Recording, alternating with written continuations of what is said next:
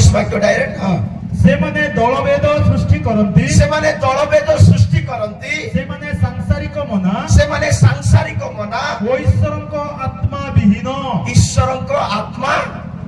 माने सीधा सड़क जानिबा पड़िबो जे जो माने ग्रुप बनांती जो माने इज्जत खोजंती जो माने सम्मान खोजंती जो माने दलभेद मतभेद ईर्ष्या सब प्रकार अधर्मर दल बांधंती ईश्वरक वाक्य से मान को कहे से मानक ठारे ईश्वरक आत्मा रहे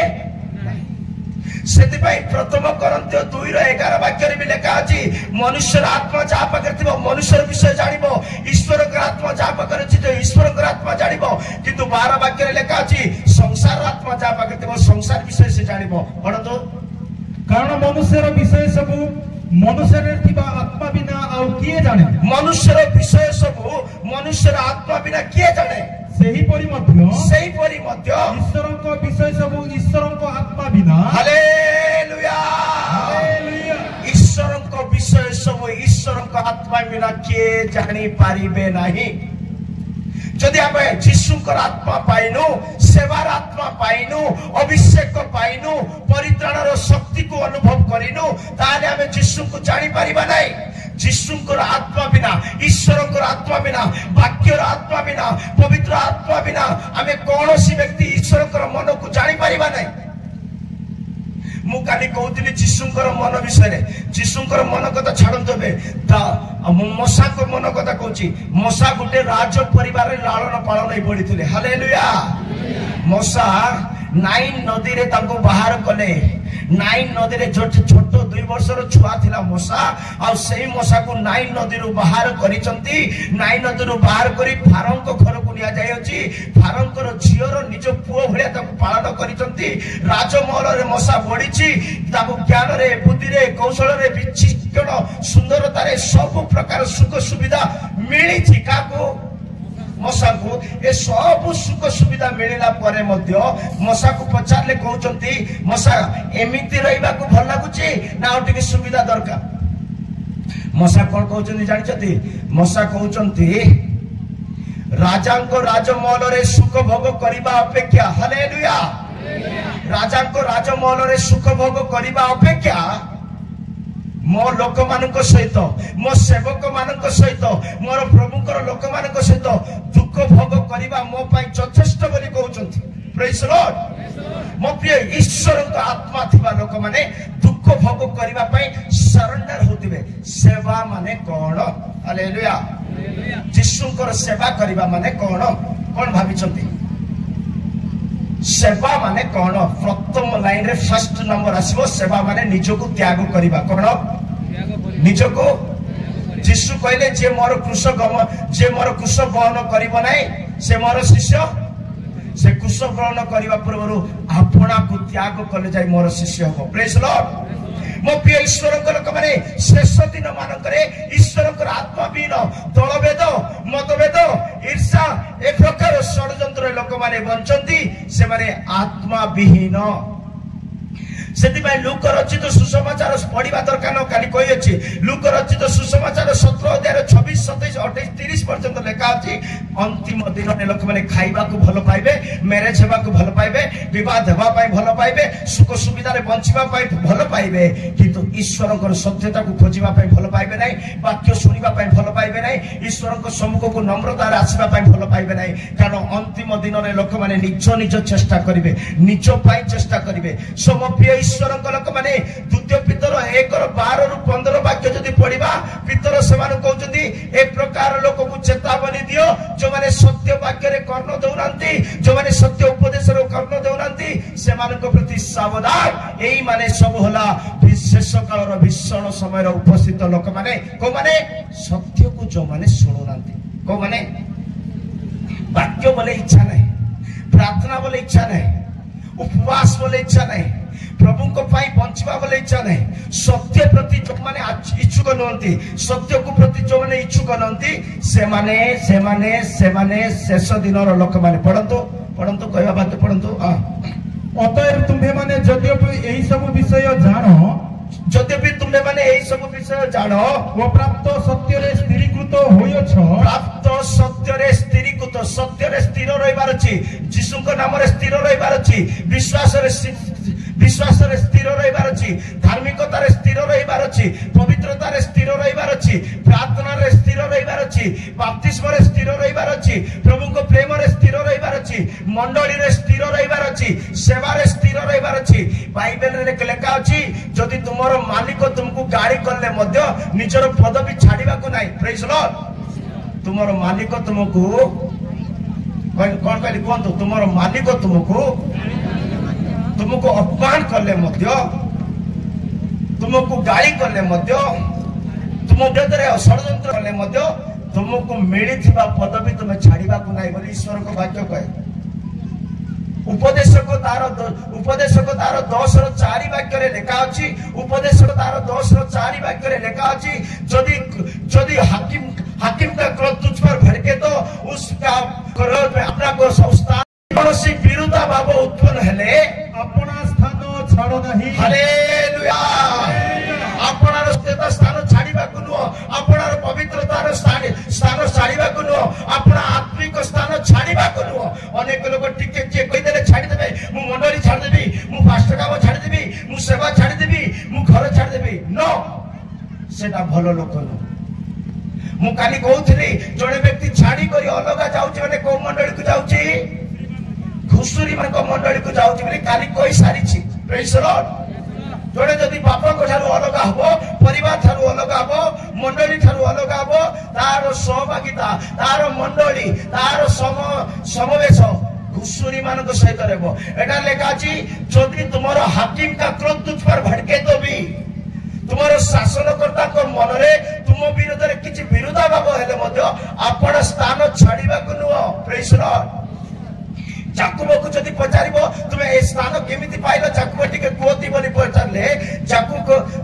कहबो जिसाय 42:3 वाक्य रे लेखा अछि, जिसाय 42:4 वाक्य रे लेखा अछि, जाकुब कहउचंती ये स्थान मते मनीष देई नांती, ए स्थान मते परमेश्वर देइचंती, मु न जानिले सुदा से मते स्थान रे रखिचंती बोली जाकुब कहउचंती। से पृथ्वी रे न्याय विचार स्थापन न करिबा पर्यंत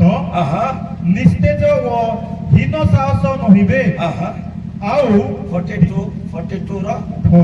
2 वाक्य फास्ट पढंतु। से चित्कार की उच्च शब्द करिवे नाही, क्यों बा राजपथरे अपना रोब सुनाइबे नाही, से छेचा नळ भांगिबे नाही, ओ सधुम बलिता निभाइबे नाही, से सत्यतारे न्याय विचार करिवे, से पृथ्वी रे न्याय विचार स्थापन न करिबा पर्यंत निस्तेज ओ हीन साहस नहिबे। Praise the lord. 45 रो 4 वाक्य, 45 रो जिसाय 45 रो 45 रो 4, जिसाय 45 रो 4। आम्बदास जाकुब आम्ब मनोनीत इस्राएल सकाशे। हालेलुया। आम्बदास जाकुब आम्ब मनोनीत इस्राएल सकाशे आम्बे तुमर नाम धरि तुमको डाकियोछु, आम्बे तुमर नाम धरि तुमको डाकियोछु, तुमबे आम्बको न जानिले हे, तुमबे आमको न जानिले हे। प्रभु कहउचंती जाकुब तू मते जानिनु, तू मते न जानिले मध्य, तुमर प्रेम को न जानिले मध्य, तुमर वाक्य को न जानिले मध्य, तुमर आत्मा को न जानिले मध्य, तुमर अभिषेक को न जानिले मध्य, तुमर स्वर्ग को न जानिले मध्य, तुमर क्रूसर बलिदान को न जानिले मध्य आम्बे तुमको उपाधि देइछु। हालेलुया। आम्बे तुमको कोन देइछु? उपाधि देइछु। सत्य को सत्य जदि कहबी हृदय रे हाथ रखी कहंतु आमे ठीक रे प्रभु को जानिनु, ठीक रे प्रभुंकर प्रेम को जानिनु, ठीक रे तांकर बलिदान को जानिनु। जदि वास्तविक क्रिश्चियन आमे थिबा आमे यीशु को भल्लरे जानिबा, भल्लरे जानिबा पई ईश्वर को आत्मा दरकार। दलभेद लोक माने, मतभेद लोक माने, आपणार स्वार्थ चेष्टा करिबा लोक माने केबे भी प्रभुंकर से आत्मा पाइबे नाही। मो प्रिय ईश्वर को लोक माने सत्य विरोध रे माने बचसा करिवे, सत्य सुनिबा पई इच्छुक हेबे नाही, से माने आपना सुख विलास रे चलिबे। Praise the Lord. सेते पई द्वितीय तिमोथी 3:2 वाक्य रे लेखा अछि, से दलर नाम जकर आसुची। Praise the Lord. शेष काल ए प्रकार एक भीषण समय आसुची कारण मनुष्य मानक ठारू पढ़तो ये किंतु यह जानी थाओ जे शेष काल रे भीषण समय उपस्थित हेबो शेष काल रे भीषण समय उपस्थित हेबो कारण लोक माने आत्मप्रिय नंबर 1 फर्स्ट कारण लोक माने कोन हेबे नंबर 1 पॉइंट आत्मप्रिय विषय शिखिबा जेते की समय जाउची टोटल 19टा पॉइंट कहले समय हेबो नै 19 दिन भी सर्व नै हालेलुया मु जेति की समय अनुसार पवित्र आत्मा द्वारा अगुवाई रे जेति की कहबा कथा कहबी सेटे लगभग 1 रु 5 टा जदी पढिबा 19टा चरित्र विषय लेखा अछि 19टा दुष्ट स्वभाव विषय लेखा अछि 19टा एते खराब और बदमाश स्वभाव रे लेखा अछि किंतु प्रथम हला मनुष्य माने कोन हेबे आत्मप्रिय निज को भल पाइबे अन्य को भल पाइबे नहीं अन्यर जीवन केमिति हेले हो अन्य केमिति नष्ट हेले हो अन्य को केमिति मरले मरु मु खाइबी मु सोइबी मु पिंदिबी मु रहिबी कहउचंदी वाक्य रे लेखा अछि स्वामी भी स्त्री पाई चिंता करिबो नाही स्त्री मते स्वामी पाई चिंता करिबो नाही पिला मानको पाई चिंता करिबो नाही ए प्रकार एक भीषण समय आसुची मनुष्य माने आत्मप्रिय हेबे निज को प्रेम करिबे बोली लेखा अछि प्रेज द लॉर्ड द्वितीय तिमोथी 3:4 वाक्य रे लेखा अछि से माने निज निजर सुख विलास निमंते आपना को प्रेम करिवे निज को प्रेम करिवे निजर सुख सुविधा को प्रेम करिवे किए कहले हो किंतु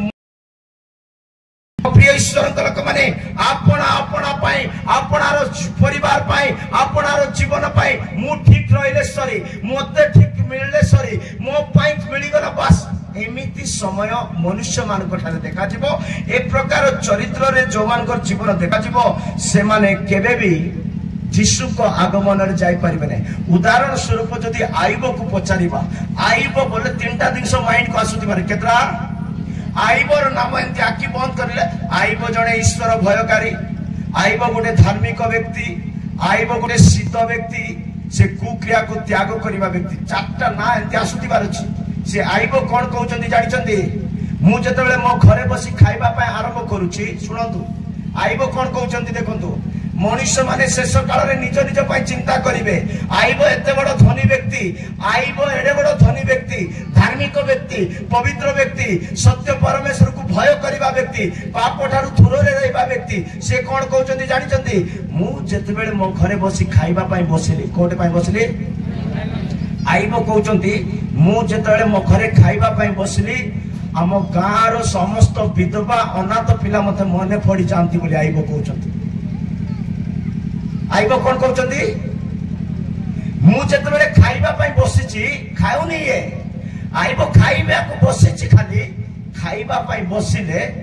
तांको गाँ रो के अनाथ अछंती के विधवा अछंती कहा को खाद्य नाही से समस्त को मने पड़ जाउची नंबर 1 नंबर 2 शीत दिन रे जदी ये भलो ब्लैंकेट से तो गुडे कर सुबा पय गला बेल को ताको आउरी मने पड़ जाउची काका को सॉल अछि कि ना नाही काका को ब्लैंकेट अछि कि नाही ये आइबो चिंता करची जदी आइबो निज स्वार्थ पय चिंता करि थांता आइबो जदी निजर सुख पय चिंता करि थांता निजर नाम पय चिंता करि थांता से विधवा को मने पकई थांता से अनाथ को मने पकई थांता आइबो 31 16 17 21 पर्यंत लेखा अछि आइबो 31 अध्याय तार 16 रु 31 पर्यंत लेखा अछि से आइबो खाइबा को बसिबा समय अनाथ को विधवा को मने पकांती एटा ही धार्मिक मान करछिन एटा ही पवित्र लोक मान करछिन एटा ही जने भलो आत्मिक लोक करछिन निज स्वार्थ पाई बंचिब नाही निज नाम पाई बंचिब नाही आत्मिक व्यक्ति केबे निज पाई बंचे नाही पढंतु जेबे मु दरिद्र मानंकु सेमानंकु बांचित विषय अटकाई थाए सेमानकर आग्रह विषय अटकाई थाए अबा विधवार दृष्टि म्लान करि थाए आ विधवार दृष्टि म्लान करि थाए अथवा आपनार खाद्य एका खाई थाए जदि मोर खाद्य मु एका खाई थाए ओ पितृहीन तहिरु खाई न थाए और पितृहीन अनाथ पिला तहिरु खाई न थाए मात्र पिता निकट रे बढ़िला परी से मोर बाल्य अवस्थारु मो निकटे बढ़िया आम गाँव पिला माने आम गाँव मंडली लोक माने आम समाज लोक माने बाल्य काल आम सहित बढ़ी हाँ ଓ ମୋ ଜନ୍ମ ଠାରୁ ମୋ ବିଧବାର ପଥ ପ୍ରଦର୍ଶକ ହୋଇଅଛି। ମୁଁ କାହାକୁ ବସ୍ତ୍ର ଅଭାବରେ ମୃତକଳ୍ପ ଅବା ଦୀନହୀନକୁ ଉଲଙ୍ଗ ଦେଖିଲେ ଯେବେ ତାହାର କୋଟି ଦେଶ ମତେ ଆଶୀର୍ବାଦ କରି ନଥାଏ। ଦେଖନ୍ତୁ ମୋ ପ୍ରିୟ ଲୋକ, ଆଇବଙ୍କର ଧାର୍ମିକତାର ଚିନ୍ତାଧାରା ଦେଖନ୍ତୁ, ଆଇବଙ୍କର ପବିତ୍ର ଚିନ୍ତାଧାରା ଦେଖନ୍ତୁ। ଜଣେ ବ୍ୟକ୍ତି ଭୋକିଲା ରହିଲେ ତାକୁ ସେ ଶୋଇପାରିବ ନାହିଁ, ଏଇଟା ଆଇବର ବିଷୟ। କିନ୍ତୁ ଆମ୍ଭେ ମାନେ ଯୁଗ ଶେଷର ଭୀଷଣ ସମୟର ଚିହ୍ନ ସଦୃଶ ହେଉଛୁ ସ୍ୱାର୍ଥୀ ମାନେ, ଲୋଭୀ ମାନେ, ନିଜ ପାଇଁ ବଞ୍ଚୁଛୁ। ଉଦାହରଣ ସ୍ୱରୂପ ହାମାନଙ୍କୁ ମନେ ପକାନ୍ତୁ। ଏସ୍ତର ପୁସ୍ତକରେ ଲେଖା ଅଛି ହାମାନର ବିଷୟରେ। ହାମାନ କେମିତି ଲୋକ ଦେଖିଲେ ମତେ ନମସ୍କାର କରିବାର ଅଛି, ଲୋକ ଦେଖିଲେ ମତେ ଟାଟା ମାରବାର ଅଛି, ଲୋକ ଦେଖିଲେ ମୋର ପାଖରେ ମୁଣ୍ଡିଆ ମାରବାର ଅଛି, ଲୋକ ମତେ ହାଇ ଭାଇ କରିବାର ଅଛି। ଏମିତି ଚିନ୍ତାଧାରା କିଏ? ହାମାନ ସ୍ୱାର୍ଥ ଚିନ୍ତା। ନିଜକୁ ଇଜ୍ଜତ ମିଳୁ, କାହାକୁ ମିଳୁ ନ ମିଳୁ, ମତେ କିନ୍ତୁ ମୋର ଇଜ୍ଜତ ମତେ ମିଳିବାର ଅଛି ବୋଲି ସେମିତି ଚିନ୍ତା ରଖିବା ଲୋକ ହାମାନ। ମର୍ଦ୍ଦକାଇ ମତେ ନମସ୍କାର କରୁନାହିଁ, ମର୍ଦ୍ଦକାଇ ମତେ ପ୍ରଣାମ କରୁନାହିଁ ବୋଲି ହାମାନ କଣ କରୁଛି? କ୍ରୋଧ ହେଇଯାଉଛି। କଣ ହେଇଯାଉଛି? କ୍ରୋଧିତ ହେଇଯାଉଛି। ପଢନ୍ତୁ ଏସ୍ତର ପୁସ୍ତକ 3:5 ବାକ୍ୟ। ଯେତେବେଳେ ହାମାନ ଦେଖିଲା ଯେ ମର୍ଦ୍ଦକାୟ ନତ ହେଲା ନାହିଁ, ମର୍ଦ୍ଦକାଇ ନମସ୍କାର କଲା ନାହିଁ, କିମ୍ବା ତାହାକୁ ପ୍ରଣାମ କଲା ନାହିଁ, ତାକୁ ନମସ୍କାର କଲା ନାହିଁ, ପ୍ରଣାମ କଲା ନାହିଁ, ସେତେବେଳେ ସେ କ୍ରୋଧରେ ପରିପୂର୍ଣ୍ଣ ହେଲା। ଏଇଟା ଆତ୍ମିକ ଲୋକର ଚିହ୍ନ, ଏଇଟା ଭଲ ଲୋକର ଚିହ୍ନ। ନମସ୍କାର ଗୋଟେ କଲେ ନାହିଁ ବୋଲି